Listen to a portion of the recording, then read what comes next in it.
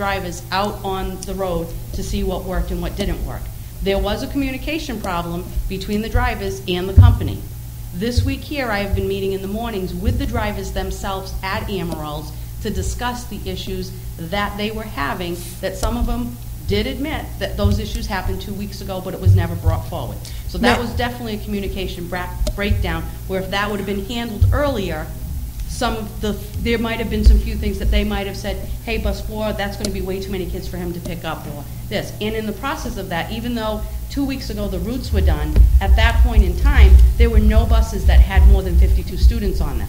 Since that point in time, these changes have come in, new students have come in, and that right away, depending on the area where they were, is what overloads those buses, depending on the areas that they're at. May I ask what your specific concern is? My on what specific area, concern so that is we can maybe... If you're at the bus stop on Route 6, on a very dangerous intersection, and there's 9 or 10 children that are K through 4 getting off the bus, that bus driver does not pay attention to every one of them children.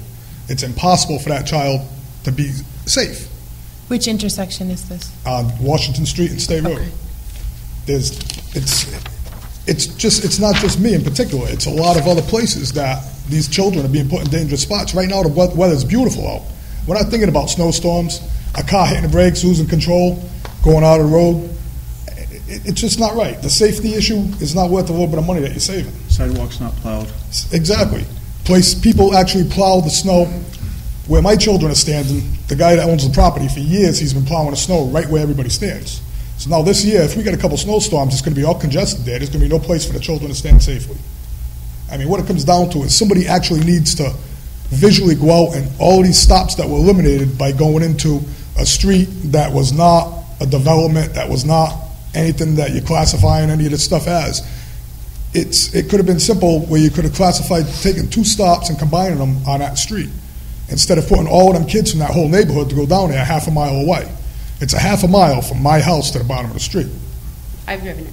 So if you're going down there, you can go down there and you can see at all these spots, and there's going to be a lot of adjustments that are made with these children to put back into a safer condition. Well, and just keeping in mind, when we've developed these routes on Route 6, that stop, and there are many other stops all along Route 6 that have been being done right along for years. So where people have adapted. If I'm going to go buy a house exactly. on They've Route 6, adapted to the situation of coming a half a mile off of dead-end streets already and coming to Route 6. So in building those routes, they take into consideration how many other streets are on that kids have been being picked up on them long places. How many kids are being picked up at each one? I'd have to go and count them. I know of one stop that I drive by every day. There's one person that waits at that bus stop that has to come up maybe 4/10 of a mile. Right, but keeping in mind that one student is still one student. It's right. Still one life. But now we're being concerned about 4 lives. But so this is something they've been doing for 20 years. They've been doing that for 20 years. Right. And now you're taking 10 children and you're dumping them off in one spot. Like Mr. Sullivan was saying about the ID. It's going to be impossible to have a bus driver check 9 children's IDs as they're trying to get out and everything else. It's a safety issue. If they were going back to where they were, everybody, the neighbor, okay, my neighbor knew, hey, I wasn't home, my neighbor could watch my child cross the street. It wasn't a half a mile away. Well, and earlier we did state that over the next week and a half, we are still going back and looking at that to try to see if we can go back into those same areas, but not stopping at every house. To be able to still see, can we get up into there, make 2 designated stops, and get back up? I had 5 children at my bus stop when I was growing up as a child on the same corner. I had 5 children. That's okay. We're walking 100 feet, 100 yards. We're right there. But we did mention that earlier, that is something that I am looking into over the next week's time. It's not something that, unfortunately, I can do in one night. I'm working diligently to get that done, and my hope is by next Friday. Is there like a safety policy where these bus stops need to be? Like National Highway Traffic Safety Advisory? Every single stop has been the Westport Police Department. If you were to speak to them, ask them to go look at those stops, they will tell you that they are all safe stops. I'm talking national, like a federal. There is actually not. National Highway Traffic Safety Advisory has a guide. There's some guidelines, but I know in other towns, for example, students are actually crossing Route 6. Right. Correct. Right within 2 What are the age away, groups on that? Is that I don't even 5 know. and up to high school and stuff, the kids that are crossing? Or is it a kindergarten child crossing Route 6? What? I think it's Dartmouth. Fairhaven crosses Route 6 too. Yeah, they do. Kindergarten and first graders cross main roads? I'm not sure. I haven't That's spoken the with. point. I haven't It's spoken the with, but I'm just K-2 saying anyway. that they do. That other towns do it. There are no specific guidelines as But far kids as are not crossing crossing, streets. kids are not crossing Route 6. It's not so much the crossing of Route 6 that's the safety issue. It's just the presence of the children On Route 6. on Route 6. I mean, somebody comes down the road in the snow, you hit your brakes, you lose control. You're multiplying now the number of possibilities. It's like playing a Michelle, lottery sooner or how many later. stops right now currently? How many did we have on Route 6 last year? On Route 6, there's probably, I probably have a good 30 stops on Route 6. And what do we have this year? We probably have about 30 stops on Route 6. But this still. is a new stop. This one here is a new stop. There might have been another stop, like, just shortly either before it or after it, probably after it on the right. But this is a new stop where before they used to go up into Washington Street and around and then back out. Okay. And then stop at every house that there was a child at. They never stopped at every house on the street. But they Oh, do that- go up into the area. Right, but 'Cause see. that was one of my gripes last year At one was- point, for as far as I knew, they were stopping at every house, so. They never did, because my house, They my house, developed their they've own never, stops they along always the way. said by paperwork, quote, they're gonna be at my front door, but they've never gone, I've never complained, because it's a reasonable distance. I can see my child walk from the bus to my house. Right. Now it's impossible. I mean, I just hope that somebody will do something and try to, there's plenty of ways that the bus route could still be eliminated, because you're not talking a number of very many children. Well, You're and talking- that's why we said, You're that's talking something we are 12, looking 12 into. children on a bus last year, and now 55. How many times is 12 going to 55? That eliminates a lot more than one bus. I mean, that's the way I'm looking at it too. I mean, if you're eliminating one bus, you can add some more stops in and still get the times in. Well, and that's what we said, we are looking into that. We had mentioned that earlier, that we are already looking into that. Right, But to To have done by next Friday, so. She's looking at the hot 2 weeks spots, was a- finding out which are the real spots that are the biggest safety issues and concerns. Now, is there going to be a deadline on when these changes are going to be made? I mean, is this going to be something that next meeting is going to be, oh, we're still working on these changes? I think she said I 2 made weeks. 3 changes already this week, so over the next, between the next week and, by next Friday is the best I can. Well, hopefully I just don't have to attend another meeting. We're going to hope it gets solved. Well, I would encourage you to be in email contact with Yes, Michelle and contact also me. with us. I don't want it to feel like, you know what, it's all about me and my children. It's about the whole town and the whole changes everywhere. I mean, there's a lot of dangerous roads out there. Oh, I understand that. My son stands on one it's not as dangerous as Route 6, I will give you that, but it's a road that I'd rather he not stand on, and he's also in first grade. So, and there are definitely issues, and she knows that, and she is dealing with them, and there are a lot of upset parents, and she's trying to Right, get I to mean, them. it's just, I just wish. But again, that they would- we did as a school committee what we felt was the best thing to do and try to keep some of our cuts out of the classrooms too. So now we're trying to adjust the safety issues that we have found as this changed, and I know we all want to address these issues. And Michelle is only one person Right, who is getting right. bombarded. I understand that. With just those paper changes. And believe me, I mean, she went on vacation and was working even on her vacation over the summer.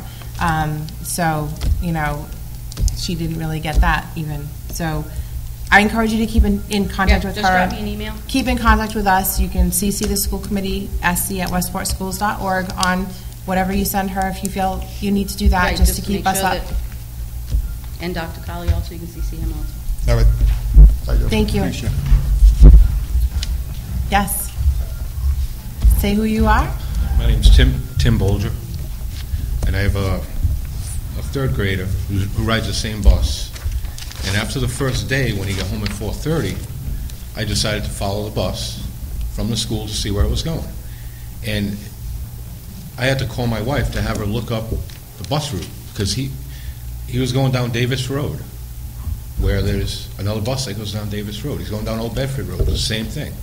He's coming back out to Route 6. He's going all that way around to drop 3 kids off. Well, and keep in mind, though, in our town, if you try to drive, if I was to give anybody one of the routes, at some point in time, unless you're only going on just Main Road and turning around and coming back on Main Road, you are crossing over at some point, you can cross over 2 or 3 streets that are almost considered main streets in Westport.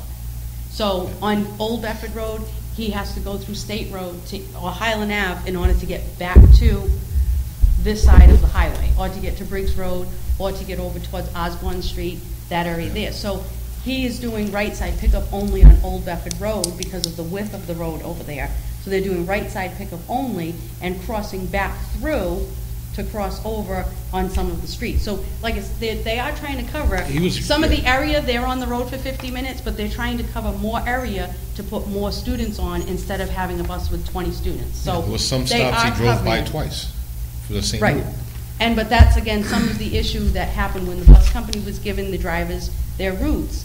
There was no communication back and forth with their drivers back to them to say to me, hey, Michelle, Route 4 has made this, they're going here to here. He feels, he can help with this area. Yeah. So we have started meeting this week, talking to the drivers to try to, clean up now that the commotion is done and settled, to try to clean up some of those routes to, it is the first year with brand-new routes. So those other routes that we used to run have been being run by the same bus company for probably 10 years.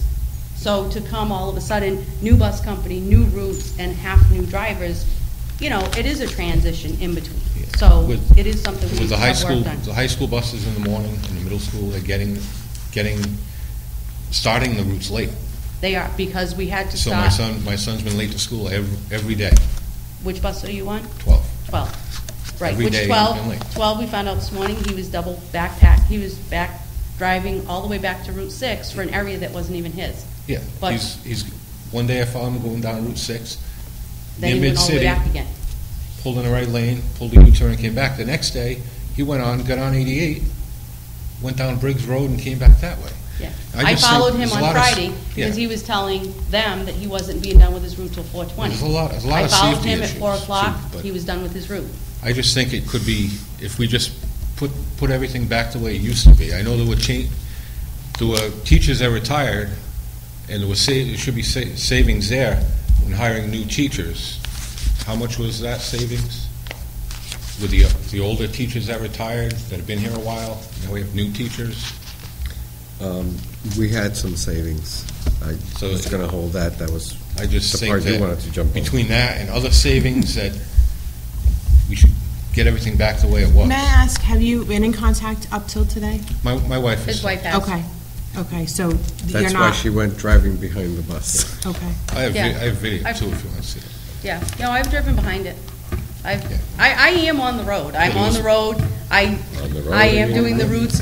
One of our meetings, we left here at 10 o'clock at night. I was down at Spinnaker Way and Lighthouse Lane with my son, jotting down addresses, numbers, point 2, point 1, from stop to And stop. So one of those days, I was behind that it bus. is change, and still I not fully stopping understand everyone's safety Me neither. concern. Being Yeah. the first year with Me a neither. change of new routes, there is an adjustment, and we will get there, and we will make some adjustments. I am also, if I'm asked to save that one I route, then it drive can't be stop to stop. instead. If I'm asked not to save that one route, then we can go back to door to door. Would it go back to the old routes that we exactly had with the same drivers? No, I it just wouldn't, think because with I less- wouldn't disrupt the kids now to say, you're no longer going on 5, Johnny, you're gonna go back to 12. I wouldn't do that to them, Yeah, if no but one with else. more buses, the kids wouldn't be on the buses as long. They would get home earlier, I know, it's be able to do their homework. As it is now, my son doesn't ride the bus home. I go pick him up every day now. right. I rush from work to get there, pick him up, so he can get home and get his homework done before supper. The latest bus that should be getting home to everyone should be by 4:15. They don't leave the Macumber School until about 3:30, 3:25, about 3:20. Yeah, today was 3:20, high school 3:59. time, And there's still another 17 minutes, I think, on that after. Right. There are 4 stops on State Road that have exactly the same time. And there's no way they're going to get kids off the bus, and then the bus take off, and then get to the next stop and stop, all in 1 minute, 4 stops. There's no way. So I think the program doesn't apply to the way the buses run here. You know, it might work in other towns, but I don't think it works here. That's all I have. Thank you. Well, again, I encourage you to keep, and you know there's an issue with that particular route, obviously. That Which we did change driver that has today. been not driving the right route, it sounds like, Yep, so. we corrected that today, and he's already en route for tomorrow. Okay, so that's one of the changes. Hi, Heather LaBeouf again. I just want to go back to my... Yeah, just because he wasn't here, so say your name Oh, I was clearly. here. You were here when she spoke? Yes. No, at the No, you beginning. Oh, were. the of second meeting. time? Yeah, This is no, the you third were. time. Hi, Okay. I'm Heather LaBeouf. I'm still concerned with the cost. I don't understand how, if the school department is saving $33,000 by eliminating this route, the savings isn't being passed on to the family. I have a problem with that. I also have a problem that it was increased by $100 per child with no explanations why, and yet they also included 7th and 8th grade with no explanations why. If there was a need, as I revert back to the Mass General Law that I quoted earlier, it says the school committee may assess a fee to the transported student up to an amount sufficient to cover the cost. I don't see these numbers adding